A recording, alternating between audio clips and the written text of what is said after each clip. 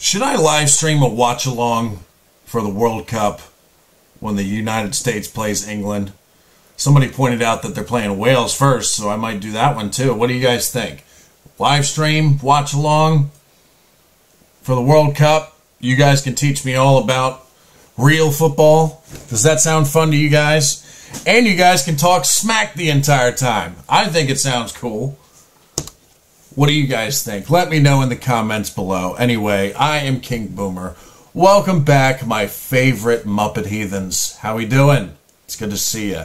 Just got done whacking the Buccaneers game. Watching the Buccaneers game. They won. It looks like they're back to their winning ways. They played in Germany. So I had to get up early because for us, the game started at 9:30 in the morning. But that German crowd was crazy. I had no idea that American football was that popular in Germany. How about that? So I'm feeling good right now. This suggestion for a reaction comes right off of the Discord in the video suggestion box. So if you have Discord, check the description below. There's also an Instagram link in there, but those two links can get you into some fun stuff if you want to check out what the boomers are doing outside of this YouTube world. So this one comes from Beastie70. I don't know what the first part is. KOS? Is that your gang affiliation? I don't know. But Beastie70 has submitted this one. It's Michael McIntyre, who I have not seen yet. And I like this because I feel like I've kind of gotten away from the stand-up comedy a bit in terms of the reactions. So Michael McIntyre, it'll be my first time seeing him. And we'll see what this guy's all about. But I'm doing this one for Beastie70. So thank you for the submission. And it's called Strange Things Men Do. So this should be interesting because for all the ladies out there, you guys know we do a lot of strange stuff. We sure do. Queen Boomer can attest to that. She probably has all kinds of stories she can tell you about me. So this is Strange Men Do by Michael McIntyre. I'm excited. First time seeing this guy do stand-up. Here we go, folks. Well, first of all, thank you all for coming and making it here, especially on a Friday, because I know that Friday is the most difficult day for travel. Any journey that has to be undertaken on a Friday fills everyone with huge tension. It's a Friday. How long will it take to get there? 2 hours. When are you going? Friday? No, change that! You're traveling on a Friday? It's the same people traveling around on a Friday, but for some reason, everyone gets very tense. What are there, Friday people who just wait all week for Friday and then come out and sit and block you in traffic? Wow. Traffic's a nightmare on a Friday. A nightmare. This is how people describe traffic. Has anybody ever had this nightmare? For example, people waking up, sweating, screaming in the night. Ah! What is it, darling? You all right? No, not all right at all. What was it? Traffic. Traffic gives me nightmares too. It depends on where you live, though. If I was much closer to Miami, here in the state of Florida, I'm sure I would be having nightmares about traffic too, because the traffic's terrible. Maybe some of you guys live close to a busy city, and you guys have nightmare traffic, so we can all relate. Chock-a-block! Traffic is a nightmare, ladies and gentlemen, if you're in it. But when you're not in it, and you can see it, it's rather entertaining, isn't it? Not to me. You're on the motorway and you have no traffic on your side, you're weaving in and out of lanes. I'm loving my side, and then people aren't moving on the other side. You'd like to think that maybe you feel sorry for them, but you don't. It's almost like, darling, wake up! These people are fucked. What have I missed? Nobody's moved for about 5 miles now. Something must have happened. Something terrible must have happened. Look, it's going all the way down there. It's the worst I've ever seen. Something must have happened. Did you see anything happen? I haven't seen anything happen, but something must have happened. I know what happened. It's just a cop on the side of the road and everybody slows down to see what they're doing. That happens a lot here in the States. It really ticks me off, I must say. You think something like a big accident happened or something, traffic will be backed up for 2 or 3 miles on the highway, and it's slow. It takes like 15, 20 minutes, and then you finally get there, and it's just a cop on the side of the road with his lights on. I hate it. How did this happen? And you look into the distance to see, is there a car coming? And you can't help but think, as one, die. Sometimes they realize they've messed up and they try to get back in later in the journey. And we don't let them. You've made your decision. Accept your fate, prick. Totally agree. My mother always used to say, he won't get there any faster. He's already there. What are you talking about? He's doing 90 with doing 5 miles an hour behind a tractor. So what an unexpectedly nice day. Isn't this the nicest day? Because nobody expected it. We've had the whole summer waiting for nice days that never came, and now we expect shit, and we get this? Did everybody leave the home this morning and just go, oh, what a lovely day? Isn't it a lovely day? I'm having the best fun in this unexpected, unscheduled, unpredicted Indian summer day. But let's face it, soon it will turn nasty. I mean, winter is upon us. We've already had a bit of chilly. We've already looked at the heating and decided, shall I put it on? Are we ready? We will go for the coat. We forget our coats in the summer. Then we return to coat. I used to love this coat. I wore this coat all winter. I barely own any coats anymore because you don't need them down here in Florida. But I must say, I do like his energy, though. He's got a lot of energy. I tend to like the high energy comedians, even if they're not, like, you know, super funny. But I just appreciate the high energy. It makes me want to, like, get up and do things, kind of thing. You know what I mean? I don't know. Maybe some of you feel like that. Maybe you don't. Anyway. It's some old debris from the last day of winter. It's a travel card. I used to be eating this coat every day. And I always go and get the heater. We have like additional convector heaters in the loft, which I will get and have fans in the summer. And then I know it's turned because I have to go back up in the loft, take the fan, and get the heater down. I mean, I'm just talking about lofts here, and I know a lot of men are familiar with the loft. There are women here who have lofts, but have never actually been inside them. Because men don't let women in the loft, okay? We feel it's too dangerous for you to be in the loft. Sometimes a woman will want to take things into the loft. I need to take these into the loft. Okay, you just wait there, darling. You just leave them near the loft. I will take them on my next visit. All right? I limit your role to passer-upper. You can pass to me while I'm in the loft. Then you have to run away in case I fall through the ceiling and crush you. For all you know, we've got a champagne bar up there. Jacuzzi. Loft whores wandering around, wearing all the clothes that don't fit you anymore. You have no idea. Now, Queen Boomer is going to think that all the above is up in the loft now, because I make her throw things up to me, and I put them up there. So she's going to hate lofts now. How about that? She loves shelves, hates lofts. What's really going on? And outside of the loft, we're pretty much happy to, you know, we don't mind out what goes on downstairs, okay? We don't want for much, man. As long as we can have access to one drawer. That's all we really need, one drawer.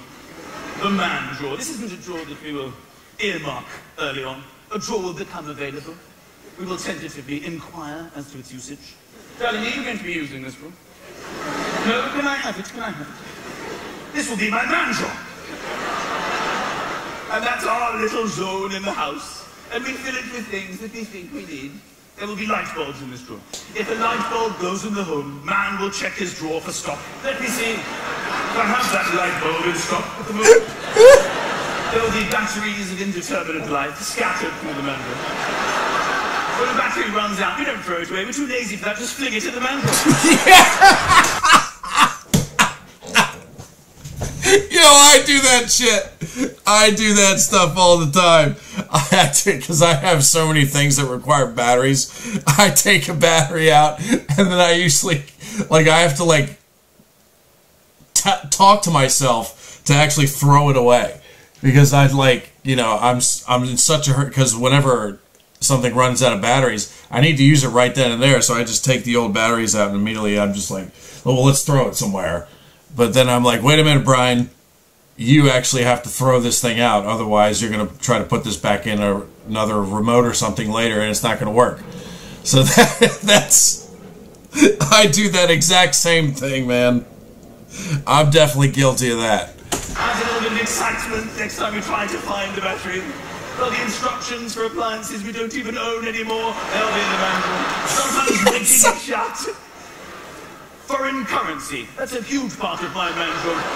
Sometimes not even in circulation anymore. We just can't throw money away. If France ever relinquish the euro and go back to the franc, come to me. I have many francs in my manual. Alongside keys from homes I don't even live anymore. There's something too mysterious about a key. You can't just discard it in the bin. I don't know what you do, key. Stay in the manual. Yeah. With the radiator bleeding key, is there a more masculine device? The radiator bleeding. What does that do, Daddy? I will tell you when we're old. We feel at our most manly when we're bleeding radiators. I'm going to bleed some radiators and then pop up to the loft and then do some measuring. We love a bit of measuring. It's not the measuring, it's the flick back that makes us feel manly. It's not that bit in as much as... Yeah! Yes! Yes! I love that sound! Oh, this guy is hitting like so many truths right now. Oh... I actually hate measuring, but then the best part is when it just slides back in a thing. It's almost like you're holstering a revolver or something. Sorry for the American reference there, but that's what it kind of feels like. It makes you feel like a sense of like, haha, got it done, kind of thing. Oh, that's so funny. Every time we assemble something, it's like a little trophy. I did that, I built that, and this is the Allen key to prove it. Those want to inscribe it. I assembled this Helmsblug side table, 1998. You live in the manual, alongside leads we don't understand. Sometimes a lead you don't quite understand it. If everything seems to work without this lead, what does this lead do? And it has a yellow bit, and a red bit, and a white bit. While I decide your fate, you live in the manual. With mobile phones from history, we can't throw away mobile phones. They look too exciting and technological. You live in the manual next to the needs of the takeaway menus, despite the fact I've ordered the same takeaway for the 9 years I've been with my wife. Every time we get a takeaway, I go to the man drawer, I go to the menu, peruse it before concluding, let's get the same thing we've got. Oh, I'm so guilty of that. Oh my God. I'm so guilty of that. I have so many freaking menus in my man drawer. I've actually have multiple man drawers, so... But there's one that has so many menus from all these different places, and I always get the same thing from each one every time I order takeout. Oh my God. What is it we are preparing ourselves for with the man drawer? What do we think might happen? Perhaps an anonymous phone call in the middle of the night? You stay there, darling, I will take the call. Hello, who is it? Listen very carefully. I'm listening. What do you want from me? I need you to go to your old home via the side gate. Do you still have the key? Bear with me. I believe I do. I've got the key. What else? There will be an elderly man awaiting you. Fine. You must pay him in drachma. No trouble at all. I have many drachma from my Corfu holiday, 88. For anyone who doesn't know, drachma is the money that Greece used to use. They use the euro now, as I found out when I went there. But I do know that the drachma was their old currency. He will have with him an Argos toaster circa 1998. Do you have any idea how it operates? Are you kidding? I've been holding on to those instructions for 10 years. Slightly coffee stain. I've got the instructions. I've got the drachma. I've got the key. What else could you possibly throw at me? This is an odd request. I'm prepared for it. I need 9 AAA batteries that don't work. Fuck off, I've got 14. I've got the batteries, I've got the drachma, I've got the instructions. What else do you want? Then you must order a Chinese on a Nokia 3210. Easy.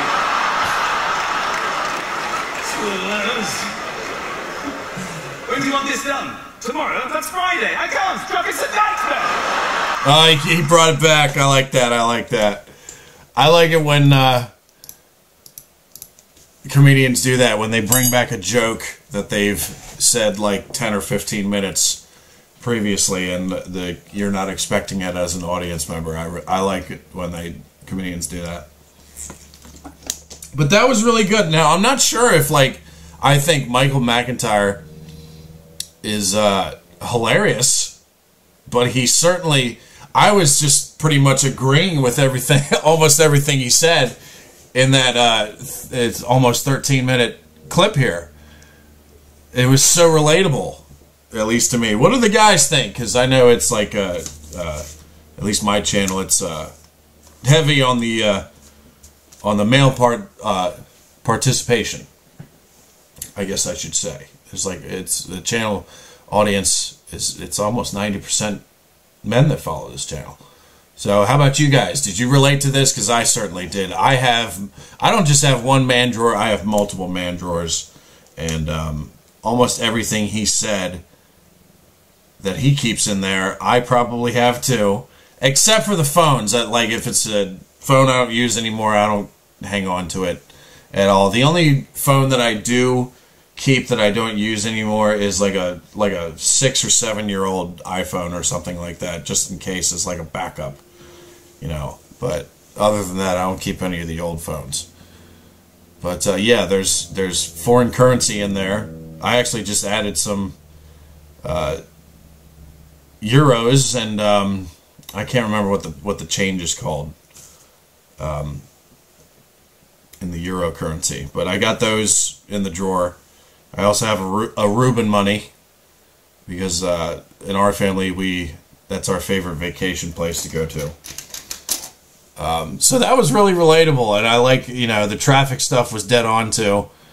So I can't decide whether I think he's hilarious or whether I just love hearing him rant about things that I agree with.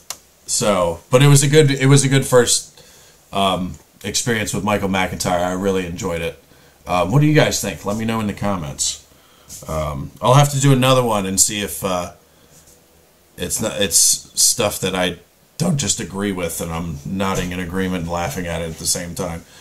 But anyway, I hope you enjoyed that. Like, subscribe, do whatever you guys want. Yet again. And once again, let me know if you want to do a watch-along live stream or something while the World Cup games are going on. I'm thinking in particular of the USA versus England one, which, as an American, we probably have no chance because we're not very good at that sport. But it'll be entertaining, to say the least, and you guys can talk some smack to me. Also, one of my subscribers happily noted that they were playing Wales first on Monday the 20th, I believe it is. So maybe I'll live stream that one first just to get a taste of the whole thing. So, who knows, but I'm sure you guys can let me know how you feel about that. Anyway, hope you guys had a great weekend. I certainly did. And we'll see you soon for some more reaction videos. I'm King Boomer, and I'm out of here. You guys have a lovely day. Peace out.